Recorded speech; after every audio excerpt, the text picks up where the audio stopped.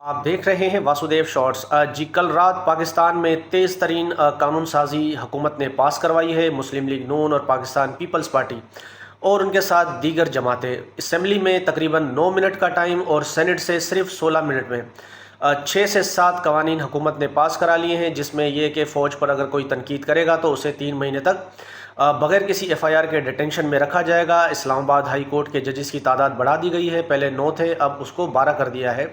اور supreme court of Pakistan میں Saint میں قرارداد یہ منظور کی کہ 25 ججز کی تعداد بڑھائی جائے گی، لیکن اب وہ 34 کر دی گئی ہے۔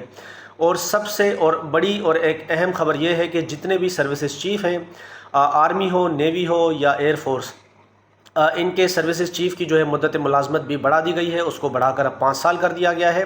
اب چیف آف آرمی سٹاف 2027 تک اپنے عہدے پر قائم رہیں گے، اور اس میں بھی ایک معاملہ یہ ہے کہ اگر وزیر اعظم ان کی سروسز سے خوش ہیں تو مزید 5 سال کی اور بھی ایکسٹینشن دے سکتے ہیں۔